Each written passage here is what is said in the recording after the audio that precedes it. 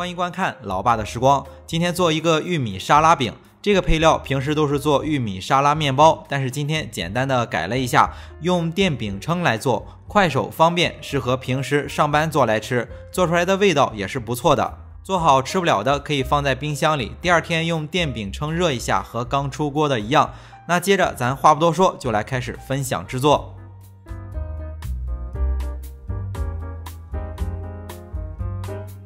首先来和面，准备500克的高筋粉或者是中筋粉，先加入5克的酵母粉，简单的搅拌一下。接着加入10克的白砂糖，10克的食用油，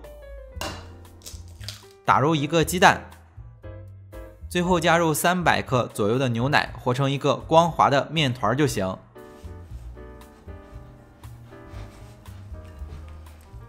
面团成型之后不好用力，直接拿到案板上来揉，揉之前再加入2克的盐，然后把面团揉光滑。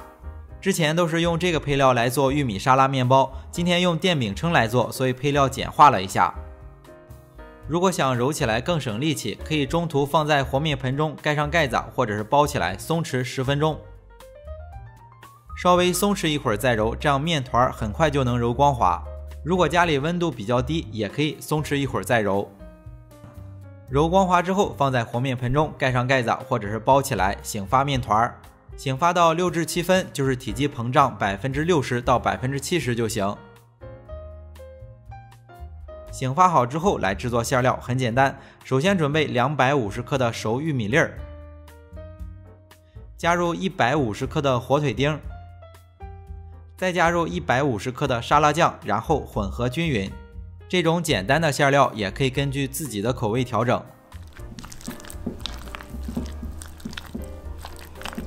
接下来把醒发好的面团取出来，不用再揉了，直接分成15个小剂子，每个小剂子简单的再团一下，保证光滑的一面冲外。取来擀面杖，把剂子擀成中间厚两边薄，就像包饺子一样，包入适量的馅料。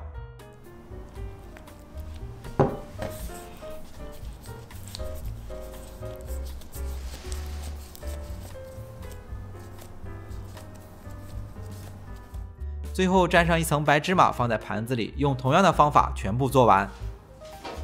把它放入这个盘中。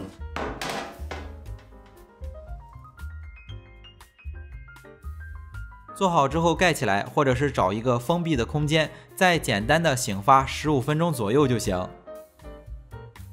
趁着醒发的时间，就可以预热电饼铛了。烙饼的时候用中大火烙至两面上色，这样一款快手好吃的玉米沙拉饼就做好了。平时上班可以前一天晚上做好，放在冰箱的保鲜层，第二天用电饼铛热一下，和刚出锅的一样。虽然不如面包暄软，但是比一般的烧饼要软很多。早晨起来搭配一杯牛奶，营养又健康。为了方便大家去记视频中所需要的材料，视频下方的备注栏或留言区有文字版的配料，有问题可以在留言区留言。大家如果喜欢老爸做的美食，可以帮忙关注点个赞，谢谢大家。那今天的这期美食到这里也就结束了，也祝大家生活愉快。